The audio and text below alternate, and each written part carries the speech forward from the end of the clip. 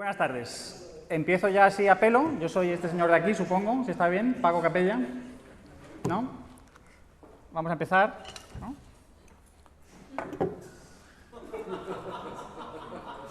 ¿No? Yo espero que vosotros vengáis preparados y estéis haciendo lo mismo, ¿no? A mí me han dicho que por la tarde había un taller. Que lo de la tarde eran talleres. ¿Venís preparados o no venís preparados? Una vergüenza esto. Pues Rayo me ha preguntado si iba a hacer lo de la bolsa. Entonces os preguntaréis qué es lo de la bolsa, pues haber venido el año pasado. A mí suele gustarme hacer alguna chorradilla para teneros entretenidos, ¿no? Las presentaciones hay que captar la sonrisa del público, ¿no? Entonces este año estaba yo muy preocupado porque he ido haciéndolas con los años y se me van acabando. Y digo, bueno, pues a mí me gusta mucho la música, entonces venga, vamos a ver qué puedo tocarles, ¿no? Algo, porque cantar yo lo siento, pero ni hablar. Digo, la guitarra, pues nada, todavía no tengo nivel y el piano muchísimo menos. Entonces dije, venga, la batería, eso está bien, eso se me da bien, ya llevo muchos años. Lo que pasa es que mira que os llego diciendo que no lo hagamos en Lanzarote, que está muy lejos. Esto es todo lo que he conseguido traerme, y entonces con esto pues se puede hacer bastante poco. Entonces yo seguía pensando, joder, de verdad, ¿qué puedo tocarles? ¿Qué puedo tocarles que a mí se me dé bien y les guste?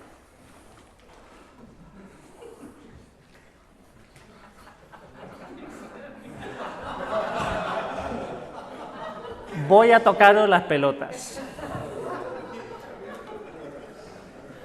Y también voy a usar esto.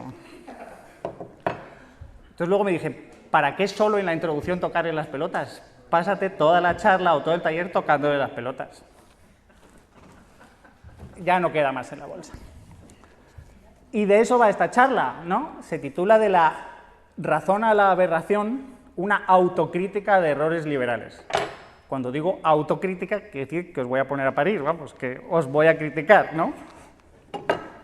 Pero lo vamos a hacer de forma participativa. De verdad va a ser un taller, ¿eh? Esto lo tenéis que empezar a hacer vosotros. Entonces, hay dos modos de participar. Uno lo podemos llamar la confesión. Es decir, el reconocimiento de que os habéis equivocado. Bastos, tú puedes participar en esto, de esta manera. Además, sabes cómo. Cuando uno va a confesarse, a veces es un poco confesión o consulta, ¿no? Le pregunta al confesor, tengo dudas, no sé si esto está bien o está mal, si estoy equivocado. Entonces, podéis planteármelo de las dos maneras. Reconozco que he pecado o no sé si he pecado. Capella, por favor, acláramelo y ponme una penitencia. Y la segunda es la delación, la denuncia. Yo he oído a fulanito o yo he leído a fulanito escribir esto y sé que está equivocado. ¿Eh? O de nuevo, creo que está equivocado, a ver si nos ponemos de acuerdo. En serio quiero que lo hagamos así, es decir, también podemos tratarlo, si no queréis dar nombres porque os da vergüenza o no queréis llevaros mal con la gente, pues temas. Los ANCAPs podéis decir que los minarquistas, además de mariquitas, están equivocados. Los minarquistas podéis decir que los ANCAPs son una panda de locos salidos, pues eso, de un asilo y que van a destruir el mundo, o lo que queráis. Venga. Mientras os vais animando. Yo creo que esto es importante. Hemos hablado de cómo vender el liberalismo, ¿no? Y de cómo venderlo mejor, cómo hacerlo llegar más a la gente, cómo ser más populares, tener más cariño y tal. A mí todo eso me parece muy bien, pero a mí me preocupa más, y quizás es mi especialidad más, decir, ¿lo que estamos vendiendo es correcto o es mercancía averiada? Y somos humanos, todos nos podemos equivocar, entonces intentamos depurar los errores o sufrimos de lo que en Behavioral Economics y en psicología normal y corriente se llama sesgo de confirmación, que básicamente es mantenella y no enmendalla. Es decir, yo he dicho una cosa y no voy a reconocer ante los demás que estoy equivocado, y mucho menos ante Capella con lo chulo puta que es, vamos, es que ni hablar. Yo ante ese no le reconozco nada. A mí me parece enormemente importante el liberalismo y las ideas que defendemos, yo creo que son correctos, pero yo mismo he metido la pata en varias ocasiones y a mí particularmente no me cuesta reconocerlo, y si queréis ahora lo contamos. Y sé de algunos de vosotros que también os habéis equivocado y lo habéis reconocido con el tiempo. Entonces, venga, hay un montón de temas que podemos tratar. ¿Quién se anima? No me hagáis que esté yo todo el rato, porque si no, esto va a parecer que estoy yo aquí, la Santa Inquisición, acusando a todo el mundo. Ese es un tema muy interesante. ¿Qué tal si no empezamos por él porque es tan gordo y resalta tantas pasiones? Venga, ese es un tema que tenemos. Otros, venga, más. Venga, por ejemplo, yo tengo... ¿Quién es objetivista? Un objetivista. ¿Ya, José Ignacio? Venga, más. ¿Cuál? El pensar que en la deflación lo mejor es liquidar a toda costa todo. Ojo, eso es súper técnico, pero vale, eso es algo súper técnico. Es tan técnico que me parece muy bien, si quieres lo discutimos, hay cosas para las que hay que saber tanto. A mí una de las cosas que me preocupaba cuando pensaba en, joder, se la vas a dar a gente que no sabes cómo están de versados en el debate este, es decir, el debate del 100% lo podemos discutir, pero entonces hay que explicarlo o no. Esto es súper técnico, lo puedes explicar y tal. Sí. A mí me preocupan más las cosas que llaman más la atención, que son típicamente nuestras, típicamente liberales y sobre todo típicamente austriacas. También podemos ponernos a parir con a los de Chicago, a los objetivistas, pero sobre todo es hacer un ejercicio de decir, tener cuidado, porque si metéis la pata ante gente que son especialistas, yo por ejemplo toda mi vida me he reído de los politólogos, hasta que he conocido a Eduardo y a todos los demás y he dicho, joder, esta gente es seria, esta gente sabe, esta gente estudia cosas que no son los plumazos que da Rothbard. Política es robo y ya está, política es robo y todo eso es todo lo que tienes que saber de política. Y el Estado es un ladrón y adiós.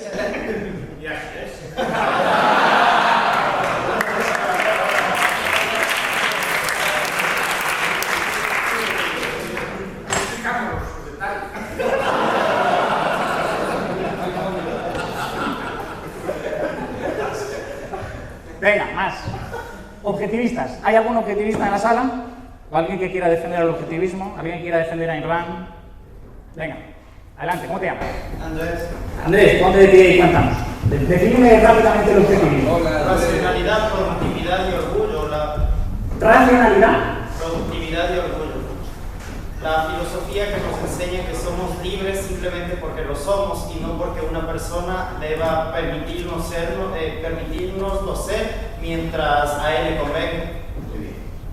¿Más cosas?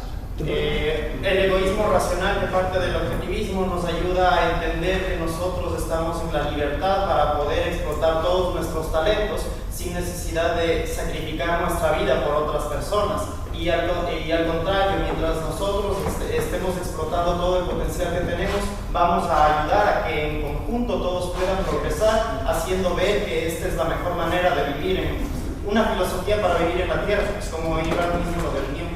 ¿Tú te consideras objetivista? ¿Eres objetivista? ¿Qué suelen decir la gente malo de los objetivistas? ¿Eres consciente de ello? Sí, que somos demasiado individualistas, que solo pensamos en nosotros y que no nos interesa el resto de personas. Bueno, lo que me dijeron una vez, que los objetivistas podemos pisotear a cualquier persona con tal de que se cumpla nuestra voluntad. En ese sentido, esa última parte, por ejemplo, claramente no es cierta, porque un objetivista nunca diría eso, simplemente estaría hablando luego de no agresión y derecho de propiedad. ¿Qué otra crítica se hace contra los objetivistas muy típica?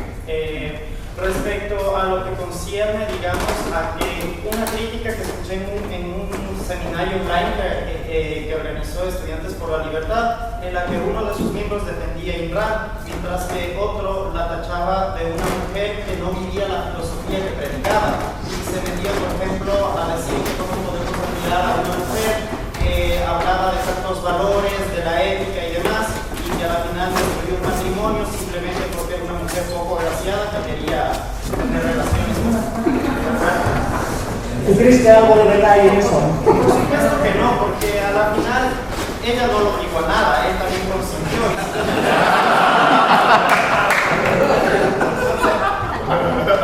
Pero a los objetivistas os acusa de sectarios, ¿no crees? De un poco de culto, de ser un culto. Sí, en cierta forma, porque también se dice como que nosotros nos hemos metido tanto a mirar a Ayn Rand que en cierta manera nosotros queremos que el resto de personas con las que nos relacionamos, de alguna manera queremos que también Rand intervenga un poco en sus vidas y quizás volvernos un poco objetivistas en ese sentido, como que manipuladores hasta cierto punto. Pero considero que no voluntaria. Nosotros creemos completamente en la no agresión, por tanto no podemos forzar a otra persona para que comparta nuestro pensamiento. El hecho de ser objetivistas no quiere decir que no podemos relacionarnos con el resto de personas y mucho menos querer obligarlos a que piensen de la misma manera. Vale, pero aparte de lo de eso, una cosa que suele decir es que los objetivistas parecen un poco robots racionales, en el sentido de o no tienen emociones, o no las muestran, o no reconocen su valor. A mí me hizo gracia cuando descubrí una página web de internet que se llamaba SOLO, Sense of Life Objectivists, o sea, objetivistas con un sentido de la vida. Igual que hay unos libertarios o liberales muy interesantes que os recomiendo que leáis, os iré recomendando autores y cosas, hoy la charla que daré el próximo día, que se llama Bleeding Hearts Libertarians, o sea, liberales con un corazón sangrante, que quiere decir como que se preocupan de los demás, que no solo piensan, sino que tienen esa moral de favorecer al más pobre.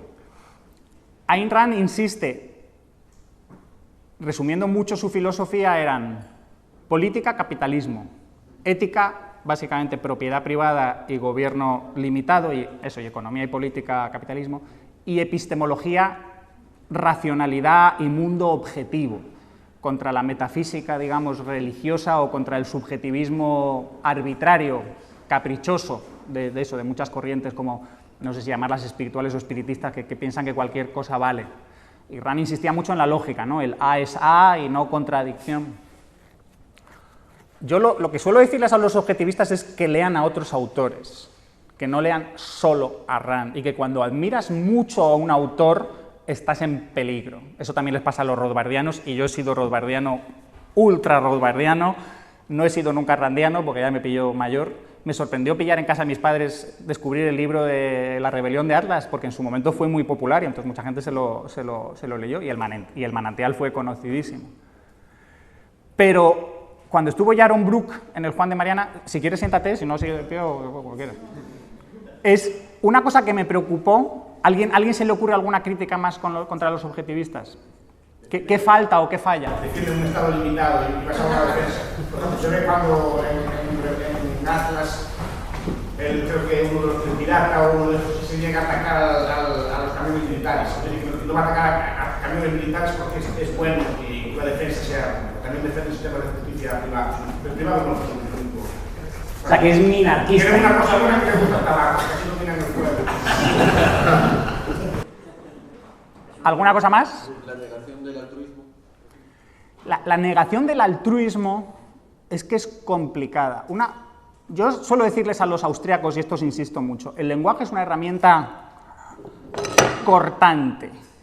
Entonces la puedes usar bien y la puedes usar mal. Y Rand y muchos austriacos insisten en la lógica. Y dices, bueno, pero la lógica, cuando sabes lógica. Y yo antes de llegar al mundo austriaco había hecho cosas yo vengo de física, astrofísica, y luego cosas de inteligencia artificial, ingeniería del conocimiento. Entonces llegas y esta gente te habla tanto de lógica que por una parte dices, oh, qué bien, se interesan, pero luego ves que no es para tanto, que no la dominan tanto. El lenguaje, las palabras pueden tener distintos significados para distintas personas, y empeñarte en que tiene que ser el tuyo, pues es un poco exagerado. Entonces, Rand dice, bueno, es que el altruismo es que los demás te digan que debes entregarte a ellos, ¿no?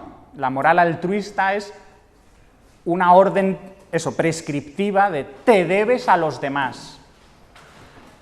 Me parece una descripción correcta, pero no es todo. Un biólogo, por ejemplo, dice, un acto altruista es aquel que beneficia a otros, suponiendo un coste, y en principio ningún beneficio, o al menos ningún beneficio obvio, para el agente. Entonces es un altruismo puramente descriptivo, no es prescriptivo, ¿no? Y luego, a la gente le duele, cuando digan, el egoísmo es la virtud. No. Toda la vida vuestros padres, vuestros curas o los políticos lo estamos diciendo. No, la virtud es volcarse con los otros, la virtud es darse a la sociedad. Porque todas las virtudes tienen una componente pública, social, también tienen una componente particular individual, son aquellos hábitos positivos que te permitirán tener éxito en la vida.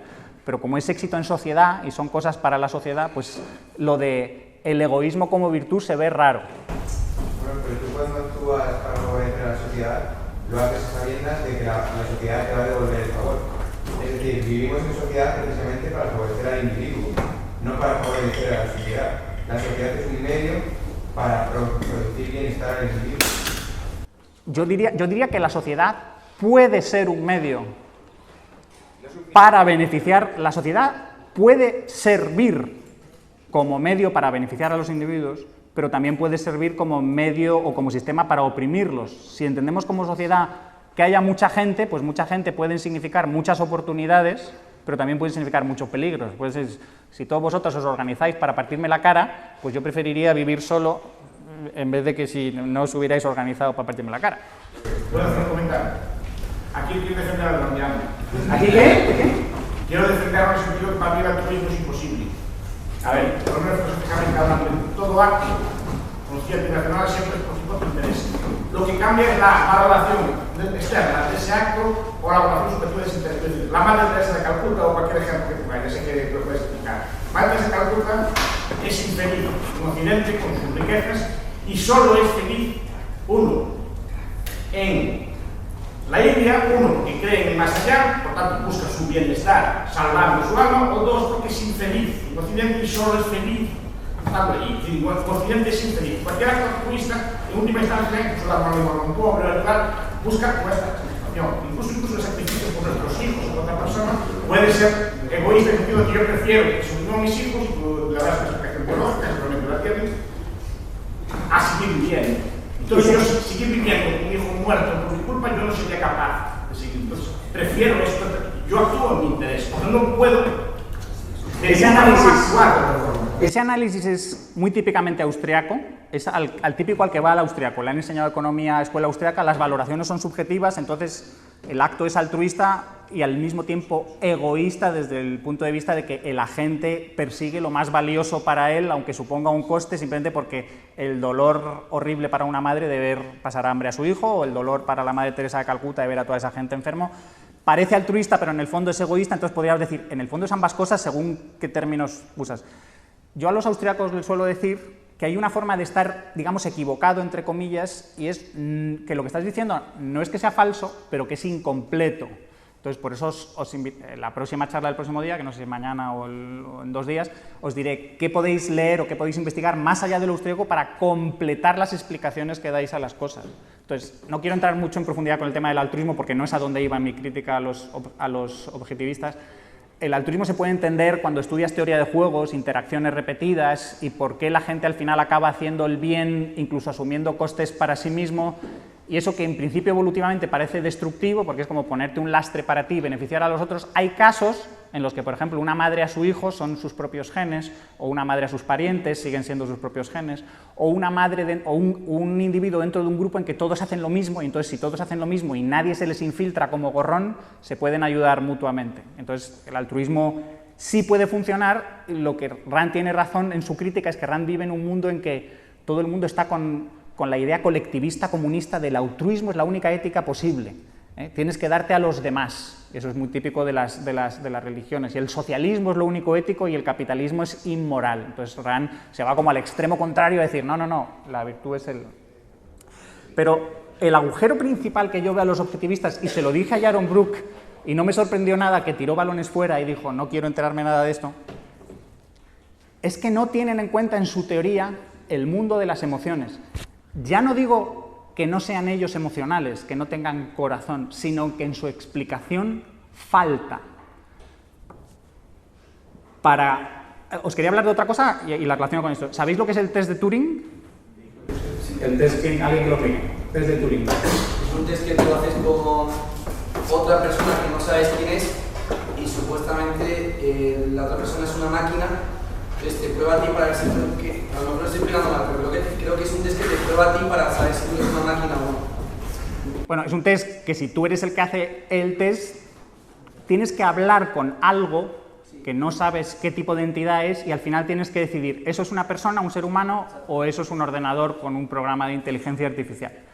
Bryan Caplan se inventó un término que a mí me gusta mucho que se lo llama el test de Turing ideológico. ¿Alguien ha oído hablar de él? ¿Sabe lo que es? El test de Turing ideológico consiste en demostrar que eres capaz de simular que eres aquello que criticas o aquello que analizas. Es decir, Si vas a criticar a los keynesianos, tienes que ser capaz de pasar por keynesiano. Es decir, hablando con otra persona, tendrías que ser capaz de decir exactamente lo que dice un keynesiano para demostrar que lo has entendido. Entonces, yo intento, criticando a los objetivistas, voy a intentar pasar el test de Turing ideológico a la crítica donde voy. Rand no viene a decir que la facultad fundamental de los seres humanos, que nos distingue de todos los demás y que nos hace tan poderosos y que es nuestra facultad principal de supervivencia, es la razón. Y eso es lo que yo digo que es profundamente incompleto. Y creo que los científicos cognitivos, psicólogos y mucha gente va estando cada vez más de acuerdo con esto. Si hay algo que somos los seres humanos, además de inteligentes, y aquí vuelvo al chiste, perdonad, pero a mí la especie humana inteligente me parece bastante poco, y esta charla es un poco de criticar errores, y si seguís mi página yo estoy constantemente sacando tonterías que dice la gente y diciéndoselo directamente. Es verdad que obviamente como seres humanos somos más inteligentes que los animales, que no entienden ni qué es la electricidad, que no saben lo que es la gravedad, que no han desarrollado derecho, que no tienen una capacidad conceptual como la que tenemos nosotros. Pero si das solo esa explicación, hay cosas que no tienen sentido. ¿Por qué somos tan irracionales en algunas cosas? ¿Por qué hay tanto sesgo de confirmación? ¿Y por qué no ves que el ser humano es, aunque nosotros seamos individualistas y el objetivista es individualista, si hay algo que caracteriza al ser humano es que, como otros animales, es hipersocial. Hay dos modos de vida, básicamente, el individual, el del escarabajo, el de muchas arañas, y hay el modo de vida social, el de los insectos sociales, las hormigas, las abejas, avispas, algunas arañas, mamíferos sociales y primates sociales. El orangután, por ejemplo, es un primate individualista y el pobre está a punto de extinguirse. Los bonobos y los chimpancés son más sociales, los gorilas también, y el humano es el social por excelencia. Y los racionalistas tratan de explicar todo, Rothbard también hace esto muchas veces, y Mises en algún momento, de racionalizarlo todo. Bueno, somos sociales porque percibimos los beneficios de la socialización, e intercambiamos con los demás y entendemos los beneficios. Y yo digo, pero no pretendáis que la gente es tan lista, si hay explicaciones mucho más simples. La gente está con otras porque quiere. Es decir, por cuestiones emocionales afectivas, porque siente miedo si está sola, porque se siente mal si está sola.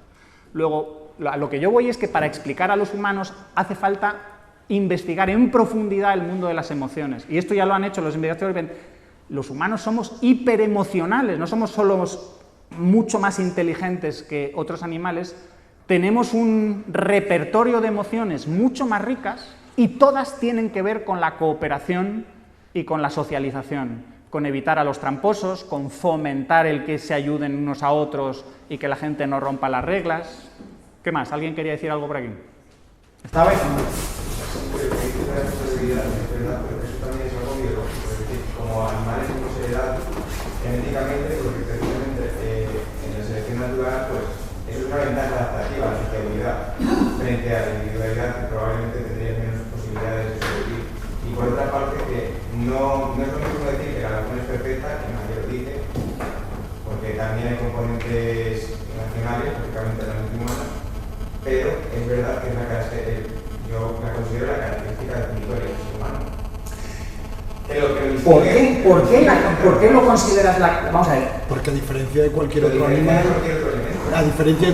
animal, tú puedes ir contra tu instinto. Eres consciente de ti mismo y tú puedes ir contra un sentimiento que tú tienes. Hombre, pues... Esas definiciones son muy clásicas, son las típicas que se han dado y han fracasado siempre a la hora de explicar. ¿Creéis que el ser humano no tiene instintos o tiene menos instintos que los animales? Sí, igual, pero yo salgo esta noche y tengo novia y aunque me apetezca liarme con otra, sé que ella es un bien para mí mayor que liarme con otra. Pero ¿y crees que un animal no se plantea las mismas elecciones y no es capaz de darse cuenta de que ciertos actos tienen ciertas consecuencias? Pues ahí te recomiendo que leas a primatólogos para que veas cómo los primates ya tienen una cierta protomoral. Incluso los perros, por ejemplo, saben cuando están haciendo trampa, saben cuando están haciendo algo que su dueño les ha prohibido. Ya tienen una base ahí. Pero aprenden por miedo a las consecuencias, por el castigo. ¿Y tú también? No. El utilitarista misiano diría... consecuencia, mi novia me dejará, no me dejará, si se entera.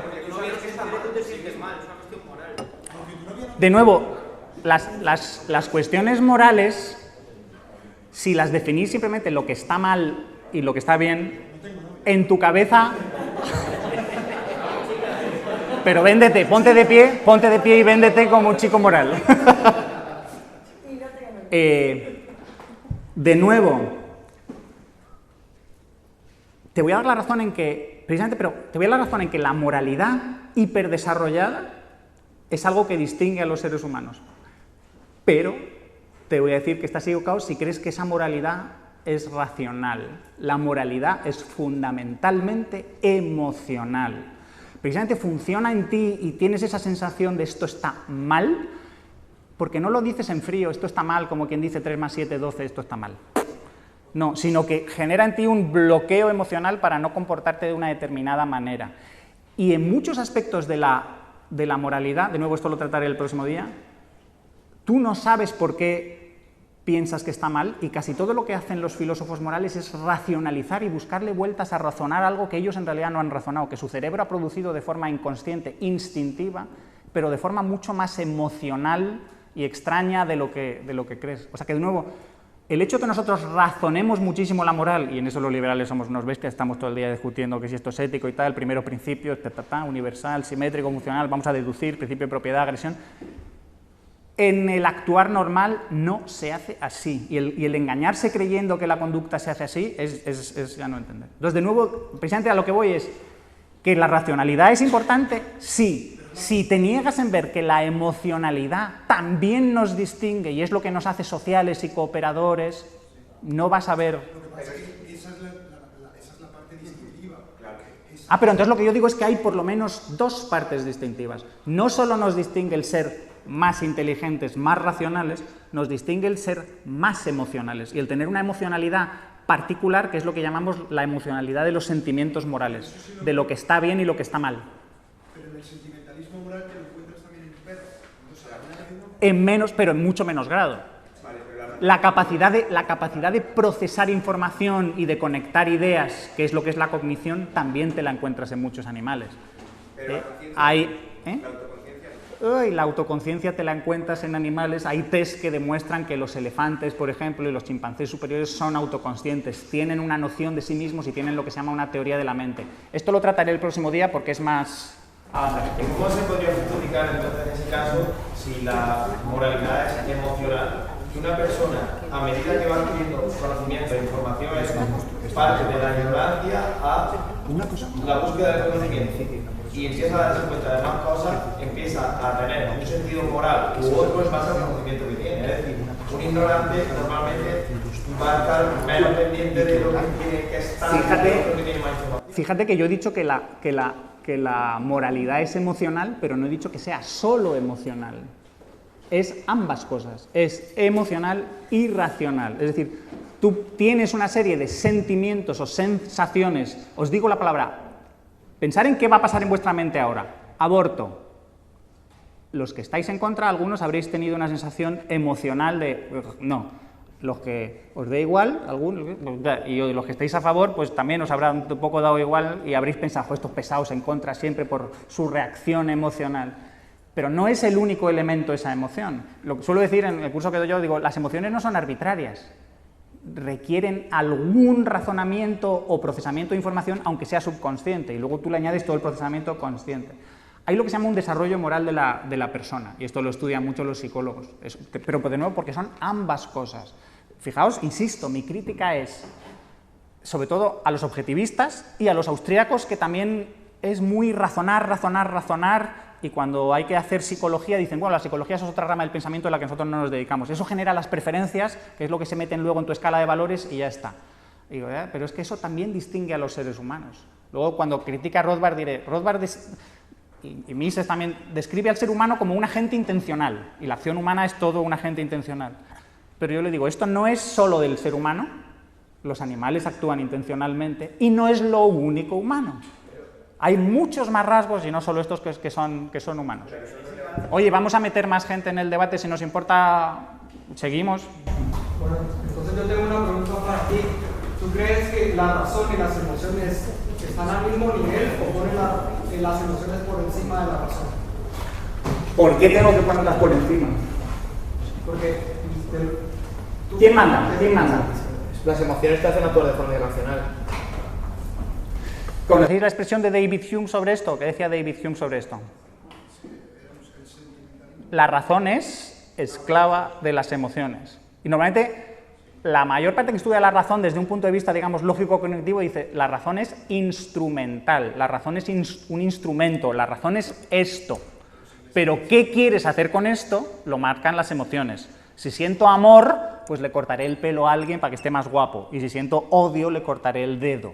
¿Quién manda? En cierto modo, las emociones. El comportamiento... Al fin y al cabo, digamos que cuando tú utilizas la razón, no haces aquello que es mejor para ti, sino lo que crees que es mejor para ti. Entonces, digamos que aunque cuando tú sientes una emoción es porque previamente has hecho un razonamiento, has creado una idea y después esa emoción de acuerdo con esa idea. Las emociones no se piensan. Las emociones son mucho más rápidas, ahí te puedo recomendar, os lo diré el próximo día, un libro de Jonathan Haidt que se llama The Righteous Mind, la mente moralizante o juzgona o juzgadora, que él muestra todos los experimentos que hay de cómo las emociones no se piensan. Las emociones se sienten y luego se intentan racionalizar. Pero de acuerdo, por ejemplo, con Kahneman, como dice en Thinking Fast and Slow, dice el sistema 1 y luego el sistema 2. Si tú trabajas sobre el sistema 2, es decir, si tú creas en tu cerebro una serie de hábitos, al final en el córtex viene el automatismo. Por lo tanto, tú has creado razón y después, de acuerdo con esa razón, vas a tener una emoción que es distinta a la que tenías antes de haber creado esa razón nueva. Es verdad que tú puedes trabajar sobre tu cerebro para, si empezaste teniendo una emoción y a tu yo conjunto, primero, otra cosa, vosotros no sois uno, sois individualistas, pero yo os provoco y a los alumnos me digo, vosotros sois colectivos, cada uno. Sois colectivos porque sois organismos multicelulares y cada una de vuestras células es un agente que no podría vivir solo, que se ha juntado tanto con otros que ya comparte destino. Pero digo, vuestra mente es una sociedad de la mente. Entonces, cuando digas, yo he hecho esto, ¿por qué? ¿Lo he hecho yo o no lo he hecho yo? Y dices, ¿a quién te refieres? ¿A tu yo consciente, a tu yo inconsciente? Por eso decía que hacemos lo que creemos que es mejor, no lo que es mejor. Pero en realidad es verdad que estamos trabajando sobre nuestras emociones a través de la razón. Es decir, yo me doy cuenta de que no quiero sentir lo que estoy sintiendo cuando tengo un estímulo. Y entonces empiezo a cambiarlo con información. Cuando llega el segundo episodio, digamos, el segundo experimento, mi mente ha cambiado y por lo tanto me actúa de otro modo porque lo he cambiado a través de la razón. Dos cosas. Ese cambio, si sucede, es a largo plazo y es enormemente difícil y los psicoterapeutas saben que a menudo no hay manera. Tú tienes ciertas emociones programadas de forma tan fuerte en tu cabeza que aunque a otra parte de tu cabeza no le gusten, no las vas a expulsar de ahí. Y existen razones evolutivas, adaptativas, para que no puedas hacerlo. Por ejemplo, la defensa personal sí que se utiliza eso, porque, por ejemplo, tú tienes que controlar la adrenalina y usarla a tu favor. Tienes que vencer al miedo. Ese es un ejemplo típico de casos en los que sí te pueden enseñar a controlar una emoción con el miedo, con cierta disciplina y cosas así. Y lo haces porque eres inteligente, un perro no puede atacar a cualquiera. Vale, pero... Uy, perdonad. Para que veáis lo interesante que se vuelve la discusión, yo a lo único que voy es... No me habléis solo, austríacos y objetivistas, de la razón al hablar del ser humano, por favor, porque es que está mal. El ser humano es emocional, y es emocional de una manera muy interesante y que explica cantidad de cosas. Explica por qué la gente es socialista, explica por qué el liberalismo cuesta tanto. No es solo que la gente sea tonta y no lo entiende, es que no lo interesa, es que no lo quiere entender. Y en cierto modo hasta les viene bien. Nosotros somos los parias de la sociedad.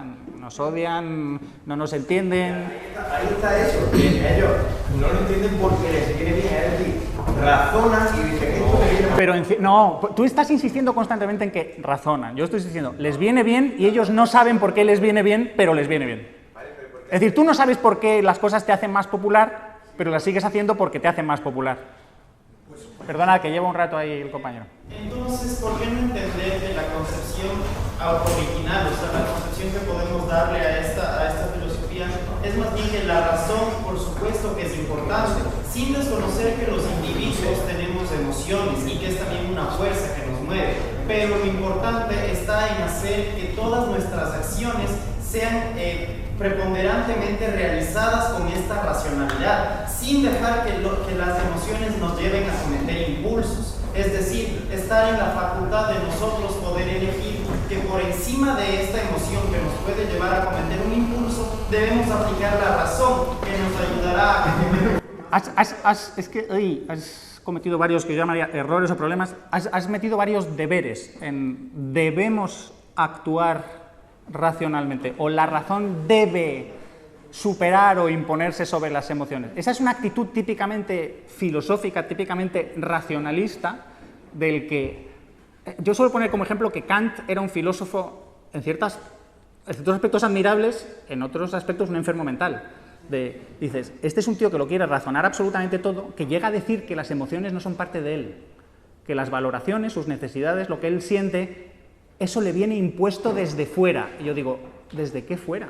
Pero ¿no ves que son cosas que están en tu cerebro, que son parte de ti? Pero es lo que han escrito muchos filósofos, de nuevo, obsesionados con la idea de racionalidad, y además no acabando de definirla bien, porque la palabra racionalidad y razón, si nos ponemos a ver qué significa, no está tan claro. Y cuando os empeñáis en que la razón tiene que dominar las emociones, yo os diría, si estudias las funciones que cumplen las emociones, incluso los impulsos, incluso las pasiones que se consideran irracionales, ves que sin ellas dejarías de vivir mañana, es decir, estarías muerto. Por mucha razón que tengas, si consigues callar o bloquear o inhibir ciertas emociones, dejarías de vivir muy rápidamente, porque esas emociones, aunque tú no las entiendas, cumplen una función, por eso están ahí. Luego, como se suele decir, cuando tú hablas, ¿quién está hablando? Se supone que la razón. Luego, sospecha de todo lo que digas porque la razón está hablando de sí misma, luego probablemente se está aplaudiendo. Mientras que las emociones no hablan o son más subconscientes, más prelingüísticas o irracionales, y entonces quizá no les damos el papel que merecen. ¿Alguien más quería algo por ahí? Tenemos que avanzar para ver más cosas, pero Rubén, Eduardo. Decía que debemos ser racionales, no hay nada más irracional que defender eso, porque sería totalmente ineficiente estar pensando absolutamente todo lo que hacemos de manera intuitiva o subconsciente. O sea, es como si tienes que estar pensando en respirar o que te funcione el corazón. Estaríamos acabados y nos moriríamos. Pero de facto se hace. De facto, continuamente estamos planteándonos si vamos a seguir nuestro instinto o lo vamos a dejar de seguir, y muchas veces se deja de seguir. El ejemplo que yo, en vez de decir eso de que de facto constantemente lo estamos diciendo, yo diría que lo hacemos a menudo. Pero a eso se suele llamar la parálisis del análisis, el que a veces la gente piensa demasiado, entonces lo que dicen, eso quizás sea ineficiente. Y quizá, de hecho, muchos terapeutas y mucha sabiduría oriental te dice, deja de hacer eso, no sirve de nada y es una obsesión. Fluye más. Evidentemente luego no tienes que pensarlo. Cuando yo cojo un buen hábito para mí, porque racionalmente ponerme a estudiar 8 horas creo que es bueno para mí y me pongo, aunque me apetece salir con mis amigos, luego cojo un hábito de estudiar 8 horas porque ya he razonado hace 3.000 días que fue bueno para mí. ¿Tú realmente lo hiciste por razonar o fue tu madre o tu padre quien te dijo, chaval, ponte aquí? Por supuesto que lo razonas. Si no lo hubiera razonado con 17 años y tomado una elección, habría estado con mis amigos en la calle, y algunos lo han hecho. Y entonces he visto que es un bien para mí, pero esto es una apreciación totalmente racional.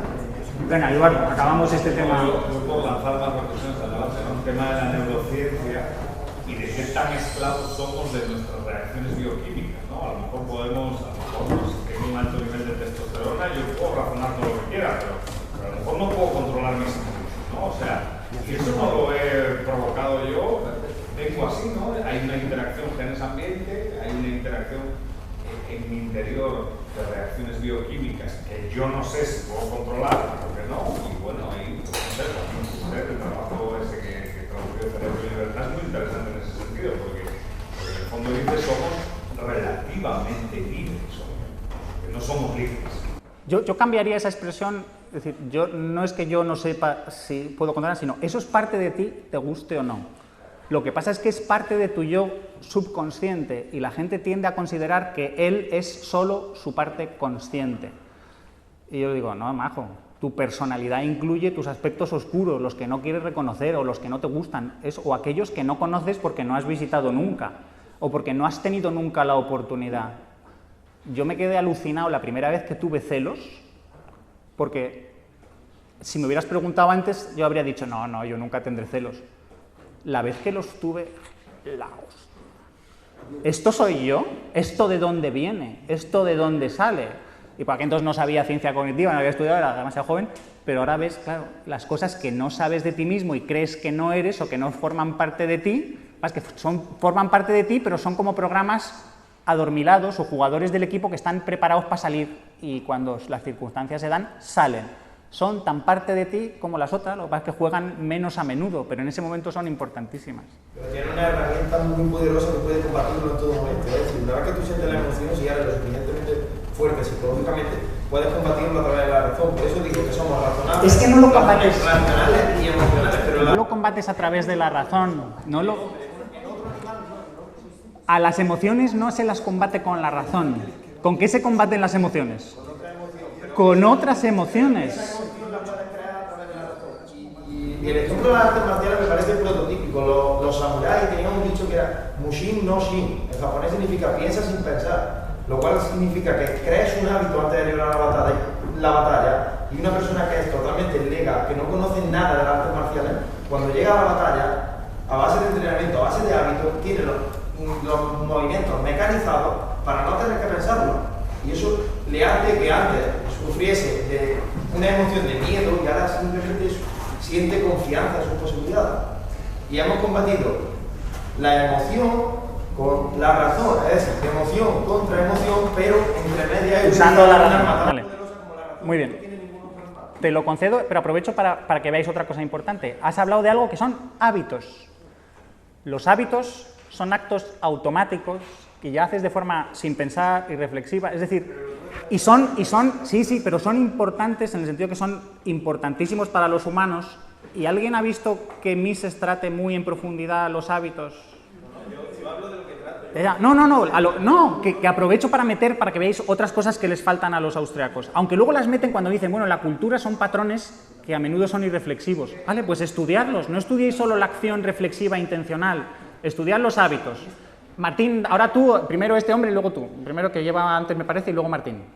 Hola, solamente digo que lo último que has estado hablando me ha recordado mucho, bueno, que por eso hablo de psicólogo, me ha recordado un poco a Freud, el tema del lado oscuro de la mente, eso que están los celos, la violencia, el ello, y es lo que manifestamos pasado por el filtro del super-yo, que es básicamente la moral y todo lo que hemos criado, que viene de la sociedad y de nuestros padres. Vale. Acabo de leer un artículo en el que Mises admiraba a Freud, sobre todo más por la parte de avances en psicología y sobre todo dice que Freud era muy individualista y muy contrario a las soluciones colectivistas que iban primando. Pero yo añadiría una cosa, la moral no está solo en el super-yo, eso sería la moral que te llega de los otros, la moral también está en el ello, en esa parte oscura, es decir, a ti no hace falta que el colectivo te diga que matar está mal para que no vayas a matar. Tú cuando vayas a intentar matar a alguien sin motivo, algo dentro de ti va a decir no, y no estás razonando nada, es algo dentro de ti que te bloquea, es una emoción moral profunda que te bloquea. Martín. Para una cuestión menor y semántica nada más, pero ya que estamos viendo las debilidades de nuestras ideas, pero tú clasificas a los ultrarracionalistas, digamos, como randianos, como austríacos, pero lo que estás randeando son posiciones hayekianas. Sí. O sea que no habría que usar el título austríaco, al menos que lo dejes afuera. Totalmente de acuerdo. Estoy no creo que no construyendo un hombre de paja, pero creo que los randianos son hiperracionales, los austriacos más miesianos, rothbardianos son casi tan racionales, y el típico hayekiano es el que se abre mucho más a la psicología. Hayek es uno de los padres de las ciencias cognitivas. Yo conocí a Hayek en ese mundo antes de conocerlo en lo austriaco. Totalmente de acuerdo, ¿eh? Y os insisto, no os estoy diciendo tirarme a la basura todo lo austriaco, esto es una mierda. Digo, entonces, ¿qué hacemos aquí? Lo que quiero es que lo completéis y lo puláis. Y que veáis, que os fijéis qué gente tiene un carácter más de culto, más de secta, más de repetir una serie de ideas y qué gente es más abierta. Yo fui el primero que fue aquí al Mises Institute, bueno, salvo Martín quizá, te digo de los de España, Hace 20 años yo ya estuve ahí. Y entonces yo era muy fan, pero luego vas leyendo más cosas, te vas ganando y dices, jo, esta gente tiene una serie de ideas que la repiten una y otra vez. Y siempre tratan de rechazar cualquier crítica, no tratan de asimilar y aprender, sino rechazar, balones fuera. Francisco, ¿qué hiciste? Cuando sentiste celos, ¿qué hiciste? ¿La gritaste? ¿La pegaste? ¿Te apetecía a lo mejor gritar, la pegar? ¿Y qué hiciste? Mostré mi cabreo verbalmente. No, yo soy una persona muy poco violenta físicamente, pero mostré mi cabreo verbalmente, pero lo que sobre todo te digo es cómo notas el cambio en tu estado mental y notas cómo eso te lleva a ciertas conductas que si no tuvieras otros represores, que en mi caso no creo que fueran aprendidos, sino más de carácter no violento, ¿entiendes por qué la gente pega a otro? Eso no quiere decir que lo apruebes, pero que dices, esto es tan parte del ser humano como lo otro. Y pretender presentar al ser humano como alguien solo racional es como, somos angélicos y toda esa parte oscura preferimos ignorarla. ¿Hiciste bien cabreándote mucho gritándolo? No lo sé. ¿Por qué quieres meterle un juicio moral ahí de si hiciste bien o no? No lo sé. Es que yo no soy un austríaco, claro, yo soy un tomista. ¿Eres tomista? Uy, los tomistas son, con perdón, la mezcla peor posible entre religión y racionalidad. Es intentar racionalizar el absurdo, luego quizá lo metamos. Jorge, venga, a ver si cambiamos de tema. Has hablado antes de hábitos y estabas criticando a los austríacos por no tener hábitos, a Mises. Es que lo que yo tengo entendido, y a lo mejor no tengo ni idea, es que Mises se dedica más al mundo 1 y 2, es decir, intrapersonal e interpersonal, y el que se dedica a los hábitos y costumbres o instituciones es Hayek, con lo cual sigue siendo austríaco el decir que hay hábitos. Aquí sí.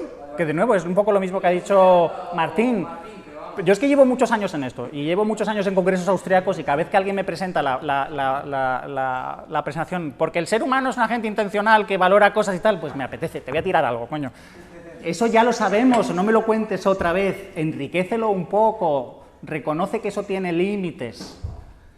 Venga, la última. Sí, digamos, en cierta manera quiero entender a lo que estamos llegando con esto, y básicamente a lo que tú harías referencia es a que quizás cada uno de nosotros aquí tenemos algún autor, algún personaje al cual nosotros admiramos por su filosofía, por sus ideas, por lo que haya desarrollado. Pero hasta qué punto hemos dejado que lo que esta persona dijo, adaptado a su realidad, a sus vivencias, también nosotros queremos hacerlo como si nos estuviera pasando lo mismo y en el mismo tiempo. Y es por eso que quizás nuestro discurso no logra ser entendido por otras personas de la manera que queremos expresarlo. La segunda parte no es tanto lo que quiero decir yo, es más la primera, es que cuando admiras a una persona corres un peligro del que no te das cuenta, porque admirar a alguien es como cuando estás enamorado. Qué feliz soy. Y no te das cuenta que te estás creando una adicción. El enamoramiento, perdonad chicos, pero es una adicción hacia una persona. Utiliza los mismos mecanismos cerebrales que las adicciones a las drogas. Exactamente lo mismo. Te estás apegando a una persona y pues eso luego duele cuando te deja y sufres el ¿qué? Precisamente por culpa de las emociones. Es una emoción. Pero, de nuevo, si yo no estoy diciendo que las emociones siempre funcionan de puta madre, yo solo estoy insistiendo en que son parte esencial para entender al... La razón precisamente, ya que dice esto y que no es eso, y que te puedes dar cuenta de él. La razón no ha predicho eso.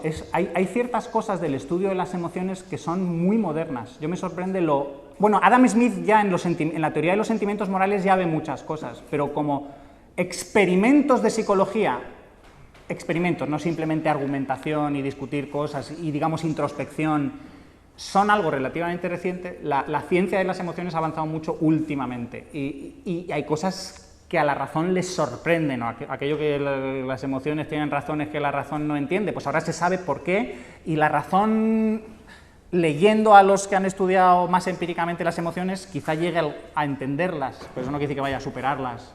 Me gustaría añadir que muchas veces lo que he tratado de explicar, por ejemplo, es simplemente decir que somos racionales y a la vez emocionales, pero que la razón, por ser nosotros humanos y distintos al resto de animales, es capaz de controlar las emociones. Y eso podría demostrarse, digamos, desde mi punto de vista, en que una emoción, por ejemplo, puede causarme que yo acepte la primera solución que mi cerebro plantea. ¿Por qué? Porque la primera solución siempre va a ser la más fácil. Por lo tanto, como el ser humano, el cerebro, no va a querer esforzarse más de la cuenta porque es eficiente, me va a decir que esa es la mejor. Y ahí es donde está actuando la emoción. Pero si yo estoy preparado para eso, porque he adquirido una información y un conocimiento que me prepara para eso, la razón puede combatir esa emoción y vencerla. Entonces, en este caso, lo que hablamos es de fortaleza y debilidad psicológica. Si una persona se prepara a sí misma o es preparada por otra persona para ser fuerte psicológicamente, su razón puede vencer siempre y en todo momento a cualquier emoción porque es capaz de reprimirse. Eso no quiere decir que después de vencer a las 1000 primeras o 1000 millones primeras de emociones, el 1000.000.001 te sorprenda y tengas que esforzarte aún más. Pero no, es innegable desde mi punto de vista que la razón sea mucho más fuerte que la emoción en los seres humanos. Es discutible, al menos lo hemos planteado para discutir. Cambiamos de tema porque si no vamos a quedarnos todo el rato en este. Uno, venga, ¿alguien quiere confesar? No, al final nadie ha confesado. ¿O quiere delatar a alguien? ¿Os animáis? ¿Qué pensáis, por ejemplo, de la propiedad intelectual? ¿Quién cree que las descargas están bien? Y está clarísimo que están bien, porque lo dicen los austriacos, lo dice Stefan Kinsella y toda la gente del Mises Institute, que los derechos de propiedad intelectual no existen, no son legítimos y tal. Bastos se moja. ¿Alguien más se moja con Bastos? Que los derechos de propiedad intelectual no existen y son ilegítimos y que cualquier liberal debería pensar, si está razonando correctamente por cosas de derechos de propiedad, principios de no agresión, escasez y todas esas cosas. Vale, entonces, ¿cuál es el argumento que utilizáis? ¿Cuál es el argumento que se utiliza para defender que los derechos de propiedad intelectual no existen o son absurdos? No te doy a ti la palabra, Bastos, porque estás siempre hablando, para que fueran los demás sitios. Ya sé que tú te lo sabes.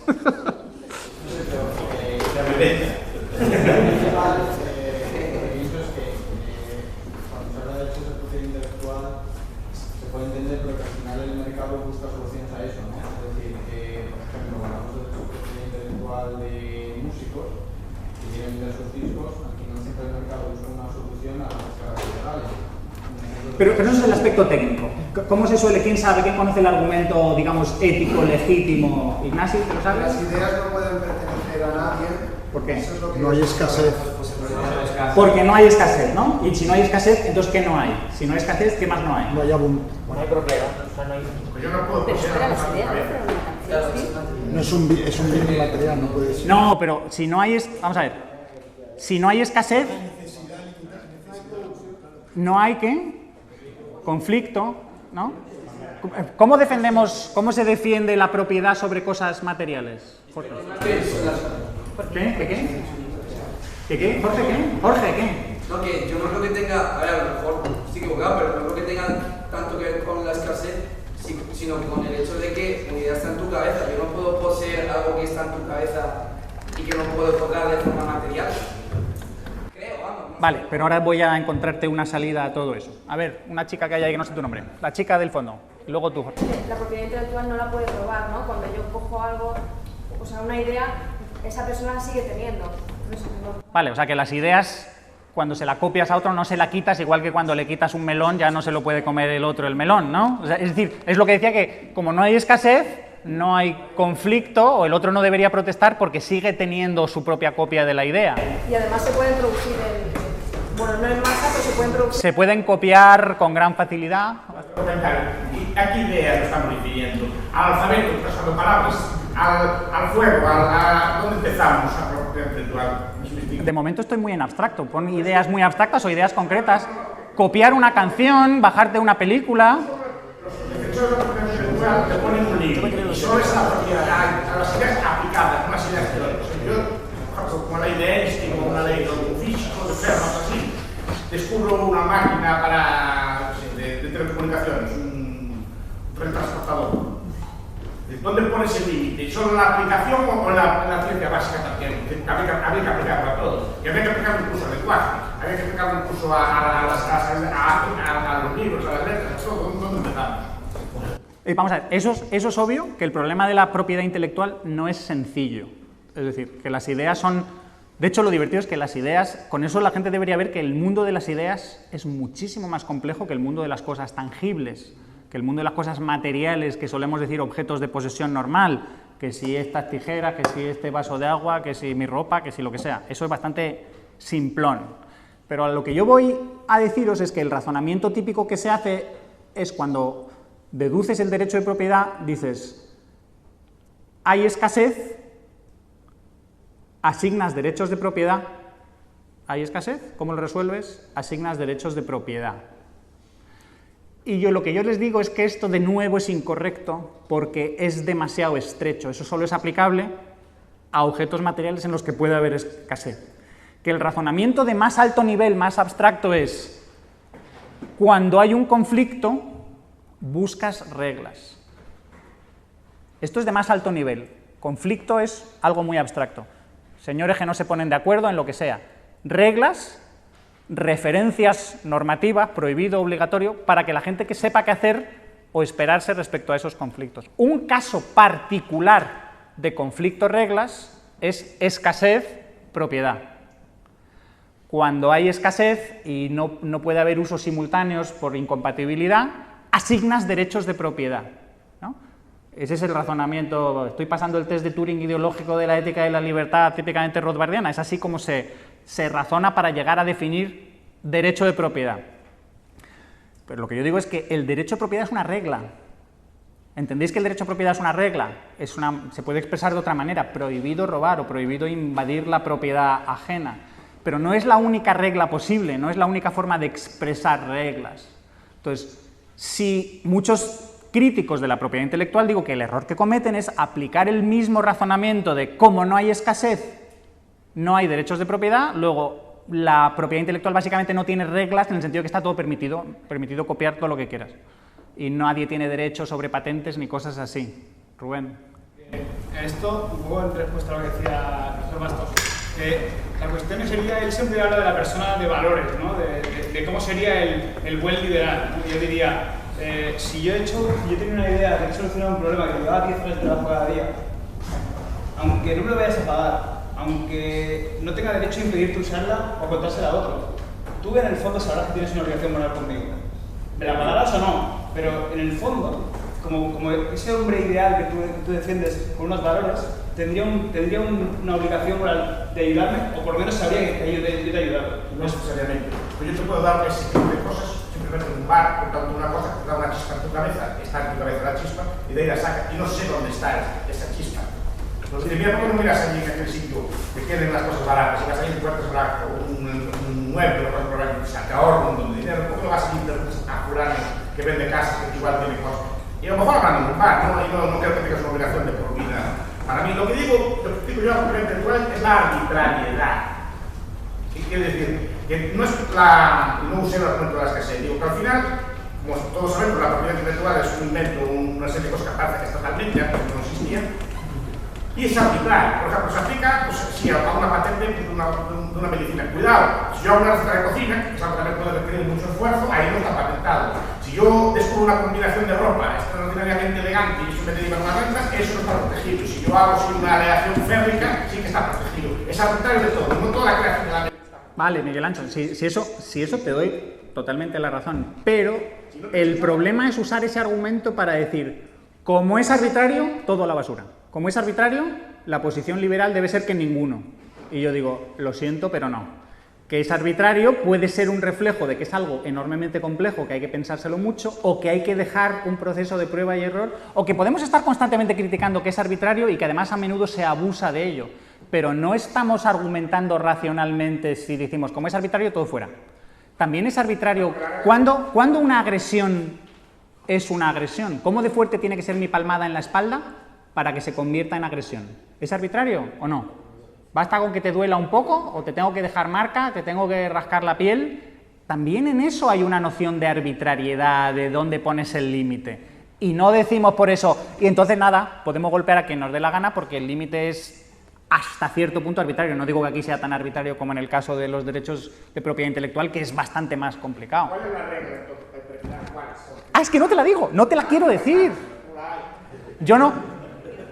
Una cosa, avisar de que una cosa está mal no implica, yo sé la respuesta, quizá la sé, quizá no la sé, pero al menos os estoy diciendo, no razonéis así, por favor, porque es que estáis metiendo la pata. Si os interesa mucho el tema, otro día vamos a un debate solo de eso y vemos qué posibilidades hay para salirse, pero a lo que voy es, No es lo mismo escasez-propiedad que conflicto-reglas. Ahí es obvio que hay un conflicto y los conflictos se resuelven mediante reglas. Quizá la regla sea que todo esté permitido, no te digo que no. Pero entonces igual ahí tienes que recurrir a utilitaristas, si te lees a Alex Tabarrok o a Michele Boldrin. Michele Boldrin dice que eliminarlas prácticamente del todo. Alex Tabarrok dice no del todo, pero mucho. O sea, todos critican que esa arbitrariedad se abusa de ella, y probablemente es cierto, pero que el razonamiento ético es distinto. Más cosas. Y aparte quería añadir que también atenta contra la propiedad material, de hecho, porque me impide usar mis materiales, que son míos, y sobre eso sí que tengo propiedad, para combinarlos de cierta forma. Pero, fíjate que lo que estás haciendo es, de nuevo, intentar volver al razonamiento típico de objetos materiales, que quizás... Yo soy hiperreduccionista, a mí me encantan los... Ya tenía un principio, vamos a ver si sigue funcionando. Pero yo suelo decirle a la gente, imagínate que tienes toda esta pared, y en esta pared tienes que clavar un alfiler. Y yo lo único que te digo es que en un determinado sitio no lo puedes clavar. Y ya me vas a decir, ¡joder, qué violación horrible de mi propiedad y tal! Pero si yo solo te estoy diciendo que no lo puedes clavar ahí, y esta pared es ridícula, en lo que es el espacio de las ideas, yo solo te estoy diciendo que si te bajas la última canción, yo que sé, de Ricky Martin, pues el espacio de las ideas es gigantesco. No se trata, te están diciendo, mira, este uso no se lo puedes dar porque es desvergonzado. Está claramente, eso no lo has descubierto tú y has llegado a ese punto por tu cuenta, sino que lo has copiado, pero con todo el morro. Y además probablemente lo hayas copiado violando derechos de copia porque el que te vendió el disco no te los vendió con derechos de copia. Y si te dices, no, me lo encontré por la calle, eso no te da derecho a... Solo quiero deciros que hay demasiados agujeros en el argumento facilón del derecho de propiedad, no. Y entonces, hacer el juicio moral de, es que a mí como me gusta descargar. Y nos gusta a todos, coño, y es gratis. Pero, y a los otros que dicen, es que las prohibiciones nunca funcionarían. Jo, que no, macho. En Alemania y en Estados Unidos las prohibiciones de descarga funcionan que te pasas. Al día siguiente que te estás descargando algo, te están llamando, te están poniendo una multa de 100 euros o 100 dólares y te amenazan con cortarte internet. Y si insistes te llevan a la cárcel. O sea, que funciona... Venga, otro puntito. Venga, más. ¿Nada? ¿Sigue sin haber denuncias o temas? ¿Martín? Sí, otro tema político dentro del liberalismo, otro mencionaste, es el aborto.